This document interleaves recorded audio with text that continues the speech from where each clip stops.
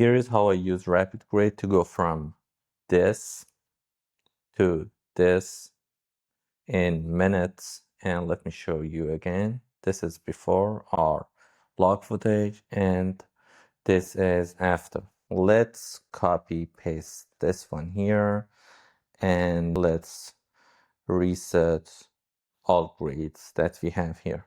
Well, this footage is from Artlist and also it is from Red Camera. And the important thing about Red Camera is this red raw setting. Before creating any nodes, I go and apply this specific settings here, and I usually use project setting for decode and then clip and IPP2, red raw's latest color science, and then red white gamut RGB as our color space, and then gamma curve I'm gonna use log 3G thin.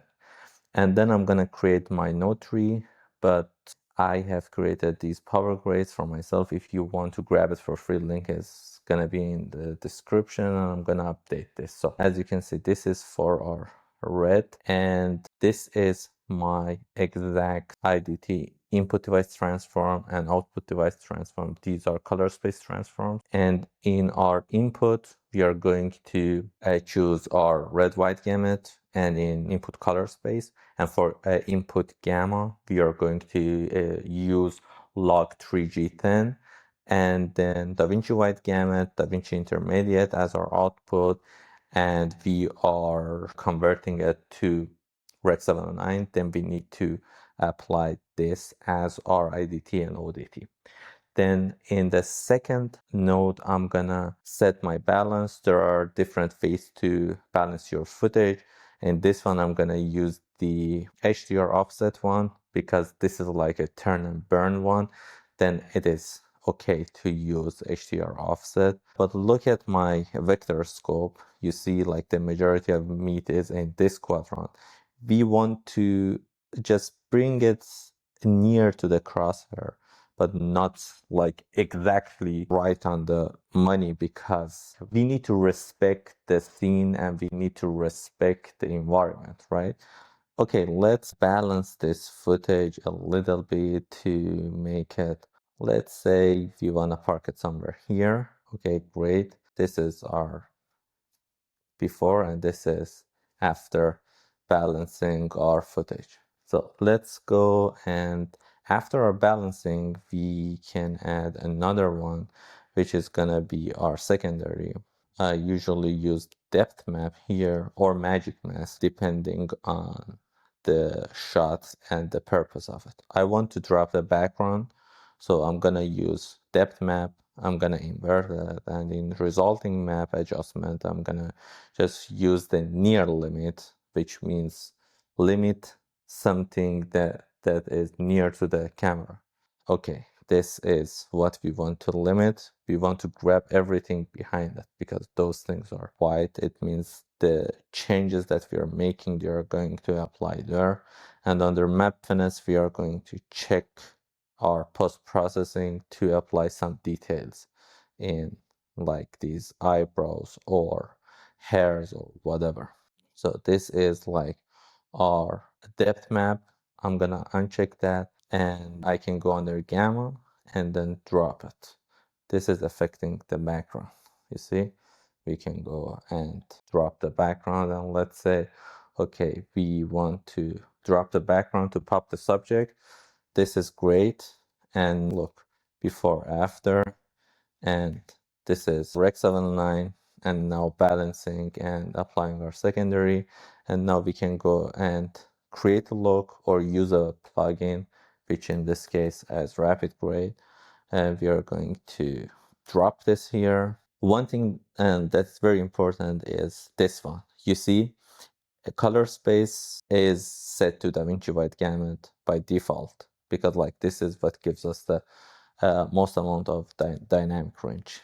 And in your IDT and ODT, you need to make sure that your output is in DaVinci White Gamut. Let's say if you have a baked one, a Rec 709 footage, not a log one, then once you apply your RapidGrade, you need to change this to Rec 709 in order to get the desired look. But in this case, we had the log footage, so we are going to use RapidGrade as is. And here we have different packages, and inside each package we have different looks. Let's go and let's say inspired by. These are those looks inspired by a specific movie, let's say Children of Men, or Interstellar, Cornfield, Jurassic World Rebirth. I think I'm gonna go with Interstellar, Cornfield because it gives me that richness. And there are a bunch of different looks inside it. It is more than 30 looks and it keeps growing every single week and month. But I think in my case, inspired by Interstellar is the one. And now I have like a lot of control over my footage. This is like before and this is after. Great job, right? And this was our Rec 709. Then we balanced our footage, dropped the background, and this is like the look that we have created. Let's see our charts here, which is great, but let me actually, yeah, this is like our charts.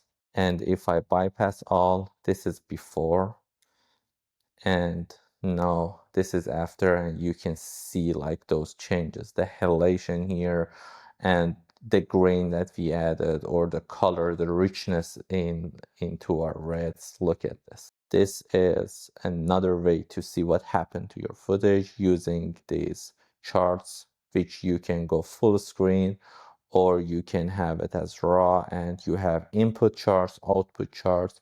But in this video, I'm not gonna dive into that thing. We are focusing on how to use a RapidGrade, and under our film look, we have our curves. And if we enable show curves, it is going to work like our custom curves here. And it shows us, hey, what is happening with our footage?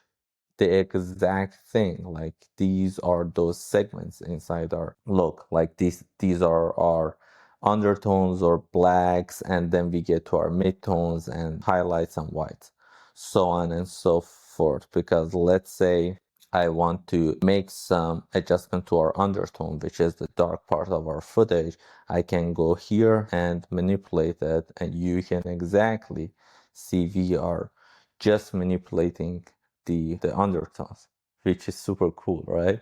And you can, and now if I want to, let's say, mess around with highlights or whites, let's say highlights, it should be this part of my curve, because this is blacks, undertones, midtones, highlights, and whites.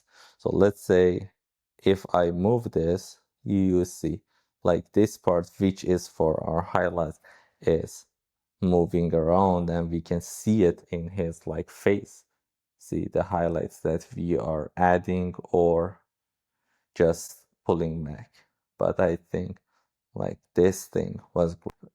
And this is how our look is created. Look, like we can go under black, or let's say midtones, which is here, and we can just manipulate our reds, add some red, or in this case, drop some reds, maybe something like this. So we can do these manipulations too. It's not like just a lock, slap on it, and then you don't have anything to do, or you cannot do anything. Another thing is like we have these film look presets, like Kodak. This one is built on top of Kodak 5219 plus 2383. We have different film look presets that you can change and see and build your desired look on top of it. And yeah, let me get rid of this show curves. Then we have dynamic range. Let's say if there are some information in our blacks and they are gone, we can just by adding some extra stuff into our shadows, we can bring back those information as a Matter of fact, let me enable these charts and look at these blacks, right? We cannot differentiate. We cannot not see any difference between this part because it is like this, but we cannot see it here, right? It means those information are gone. Then we can go under our dynamic range using our shadows and bring back those information. Now we can see those information are there. Or the same exact thing with our highlights. We can pull it back and then we can see those information are back. You see, this is how you can use dynamic range inside RapidGrade and get to the next point, which is our split tone. And if we want to use our split toning, we can just go under strength and move it around. You see, this is how we can add that split toning, which is cool. Then we can balance that split toning or change the hue of that teal and orange that we have, and then manipulate your skin tones right here inside that split tone feature inside RapidGrade. Or we have a global adjustment. We have like our exposure, which is working in stops, exactly like what happens inside your camera. And these are in linear gamma, which gives you the most amount of accuracy and data. We have like our temperature here. We can add some temperature. We have like temp and tint here. Maybe make his skin tones much more natural here. Add some saturation. These are very, very cool features that we have. Then what we have here, we have skin tones. We can work specifically on our skin tones. Let's pop our skin tones. You see, we can go too far, come back, park it somewhere around here, or make his skin tone brighter, you see, or even his skin tones. Look at this vector scope, and this is our skin indicator. And if I move this even skin tones, you see it just compact everything around this skin indicator. We can desaturate our skin tones. We can add saturation to it. I think this is too much. That's great. Then we have our sky, or everything which has that bluish color in the sky. We can manipulate it here. In this case, we don't have sky, or that blue color that we want. Foliage, let's change the hue of our foliage. We can manipulate that here, or this is where we want to turn like a forest scene from summer to, let's say, fall or winter. And then we have our film saturation here. Let's pop some saturation into our midtones. Oh, it's getting ugly. Let's pull it back and give it this mature look.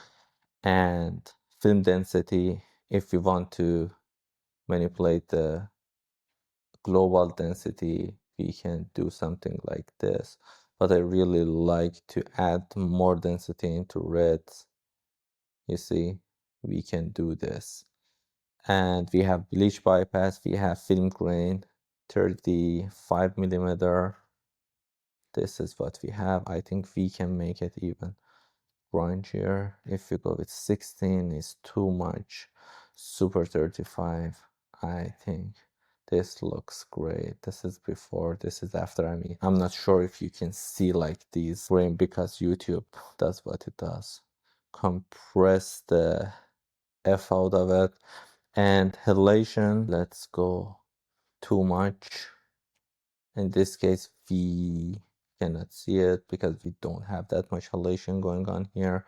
Then we have like a very nice diffusion effect that happens here.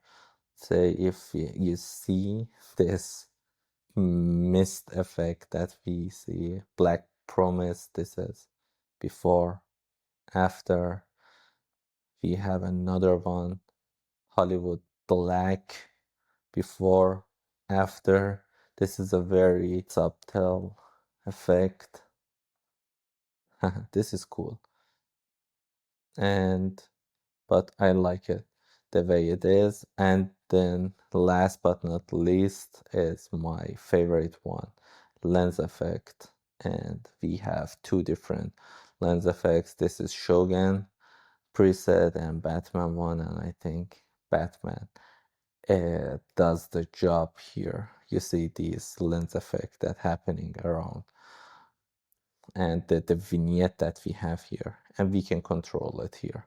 So this is actually how you can use RapidGrade. And if you bypass all, this was the look before, this is after, and look, we can bypass spatial tools, we can bypass film traits, and then go step by step and see what we actually applied to our image. This is how I use RapidGrade. I hope it helps. And by the way, if you want to get RapidGrade, you can use the link below. You're gonna save 10% or 20% based on like the campaign that we have, but for sure you are gonna save something. And I'm gonna get my piece of cake, which is the affiliate that I'm gonna get from RapidGrade.